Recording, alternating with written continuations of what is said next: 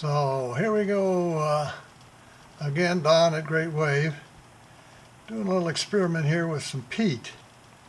Having difficulty getting peat balls, and a lot of people would like to get their hands on some, so I'm looking for alternative ways. I haven't found anything as good as what I've got yet, but I do have some dried peat from Ireland. I'm going to see if I can rehydrate it and see if it'll work out. So we start off here by checking the pH of my tap water. It appears to me to be about 8.1, between 8 and 8.2, 8.3. I'm going to call it 8.1, which is not bad for here. Normally a little higher than that. So here we got a block of peat from Ireland. It doesn't look like it's been processed a great deal. I wished it was still full of water, but it isn't, so it's intended to be burned, so I can understand why they've dried it out. But it doesn't look like they've done much other than maybe let it dry naturally. So I'm hoping I can chop this up, put it in a bag, and we'll soak it for a while, and we'll see what we get, and also, more importantly, we'll see what it's going to do to the pH of that water. So there we've chopped off a chunk.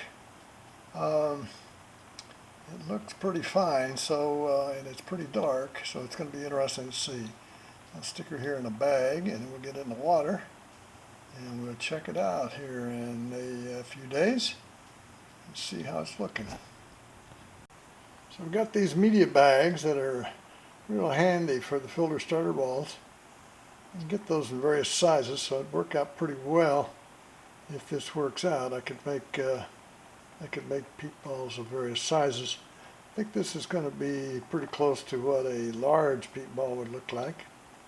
So we'll wrap this rascal up and get it in the water and get the test going. So there she be.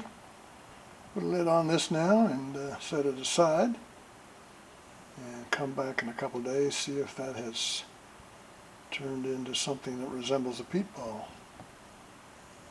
Well, it's been more than a couple of days. I actually started this experiment on the 29th of December. It's now the 10th of January, so it's been a couple of weeks. It's pretty clear that this bag is a little too coarse. It's a 400 micron opening bag. Fortunately, they make these bags with much smaller openings, so I've got some 100 micron bags on order, and we'll see if that holds the peat in there a little better. We don't really need all those little particles of peat out and about, but anyways, we will see what it has done to the pH in the interim. And so it's pretty clear that it has had a real big effect on the pH. I'm guessing, that looks to me like that's pretty close to 6.4.